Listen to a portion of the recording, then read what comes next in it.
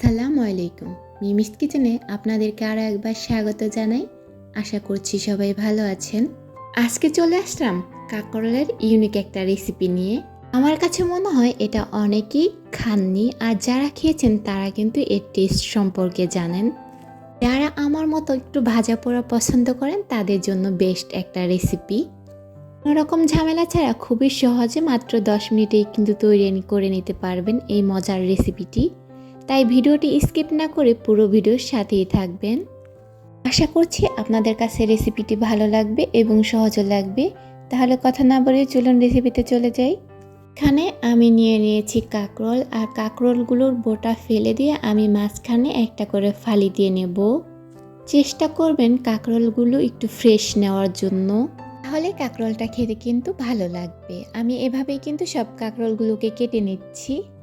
কাঁকরোলগুলো কেটে নেওয়া হয়ে যাওয়ার পরে আমি এগুলোকে 3-4 বার কিন্তু পানি দিয়ে ভালো করে ধুয়ে নিয়েছি। এখন চুলায় একটা হাঁড়ি বসিয়ে দিয়েছি। এখানে আমি 2 কাপ পানি দিয়ে দিয়েছি। এখন এর মধ্যে আমি কাঁকরোলগুলোকে 5 মিনিটের জন্য ফুটিয়ে নেব। আমি কিন্তু পুরোপুরি সিদ্ধ করব না, শুধু ভাপিয়ে নেব। আর ভিতরের পুরের জন্য এখানে নিয়ে নিয়েছি 200 গ্রাম মুরগির মাংসের কিমা, সাথে নিয়ে নিয়েছি হাফ কাপ পরিমাণ পেঁয়াজ কুচি, আর 3টা কাঁচা মরিচকে আমি ছোট মিহি করে কেটে নিয়েছি। সাথে দিয়ে দিচ্ছি 1 চা চামচ সয়া সস, ধনিয়ার গুঁড়া দিয়ে দিচ্ছি হাফ চা চামচ, জিরার গুঁড়া দিয়ে দেব হাফ চা চামচ, হলুদের গুঁড়ো দিয়ে দিচ্ছি হাফ চা চামচ, আর স্বাদ মতো লবণ দিয়ে দিচ্ছি, আর দিয়ে দিচ্ছি 1 চা চামচ উঁচু উঁচু করে ময়দা। এখন সব কিছুকে আমি ভালো করে মাখিয়ে নিচ্ছি এই কিমার সাথে। আর আপনারা চাইলে কিন্তু ময়দার পরিবর্তে আটাও দিতে পারেন। এখন সব কিছুকে আমি ভালো করে একসাথে মাখিয়ে নিচ্ছি। আমার কিন্তু মাখানো হয়ে গেছে। আর এইদিকে আমি কিন্তু আমার কাঁকরোলটাকে চুলা থেকে নামিয়ে ঠান্ডা করে নিয়ে নিয়েছি। এখন এর থেকে বিচিগুলো কিন্তু আমি আলাদা করে নিচ্ছি একটা চামচের সাহায্যে। আর এই কাজটা কিন্তু আপনারা স্ক্রিনে দেখেই তারপর শিখে নেবেন। যাই হোক, আমি খুব ভালো করে কাঁকরোল থেকে বিচিগুলো আলাদা করে দিয়েছি। এখন আমি এই কাঁকরোলের ভিতরে সেই চিকেনের কিমাটা দিয়ে দিচ্ছি। আর খুব ভালো করে কিন্তু একটু ভরে ভরে চিকেনের কিমাটা দিয়ে ভালো করে চামচের সাহায্যে লাগিয়ে নিচ্ছি। আর আমি কিন্তু এভাবেই চিকেনের কিমা দিয়ে কাঁকরোলগুলোকে ভরট করে নিচ্ছি। আর এই তো দেখতে পাচ্ছেন আমি কিন্তু সবগুলোকে কিমা ভরট করে নিয়েছি। ওগুলোকে একটা সাইডে রেখে দিয়ে এখন আমি একটা ব্যাটার তৈরি করে নেব।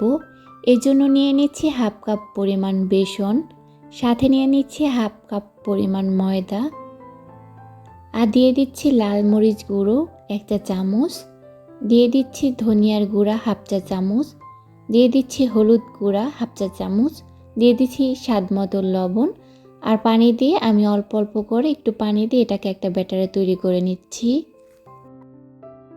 আর বেটারের ঘনত্বটা কিন্তু আমি আপনাদেরকে একটু দেখিয়ে দিচ্ছি। এর চাইতে বেশি ঘন করা যাবে না বা পাতলা করা যাবে না।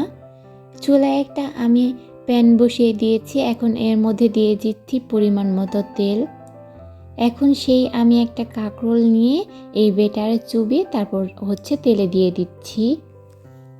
আর আমি কিন্তু চুলার আঁচটা একেবারে মিডিয়াম হিটে রেখেছি। আর হাই হিটে কিন্তু এই কাঁকরোলগুলোকে ভাজা যাবে না, যেহেতু এর ভেতরে চিকেনের পুর আছে, তাই এটাকে লো মিডিয়াম হিটেই ভেজে নিতে হবে। তা না হলে কিন্তু চিকেনটা সিদ্ধ হবে না, তাই একটু সময় নিয়ে এগুলোকে ভেজে নিতে হবে। আর আমি কিন্তু 10 মিনিট উল্টে পাল্টে তারপর ভেজে নিয়েছি। আর এই তো আপনাদের কিন্তু একটু কাছ থেকে দেখিয়ে দিচ্ছি। এখন কিন্তু আমার কাঁকরোলগুলো ভাজা হয়ে গেছে। এখন আমি এগুলোকে তুলে নিচ্ছি। আর এই চিকেনের পুরে ভরা কাঁকরোলটা খেতে কিন্তু অসাধারণ লাগে। এই কাঁকরোলের সিজনে একবার হলো এই রেসিপিটা ট্রাই করে দেখতে পারেন। আর সন্ধ্যার নাস্তার জন্য কিন্তু দারুণ একটা রেসিপি। রেসিপিটা কেমন হলো সেটা অবশ্যই কমেন্ট বক্সে জানাতে ভুলবেন না। সবাই ভালো থাকবেন, সুস্থ থাকবেন। আল্লাহ হাফেজ।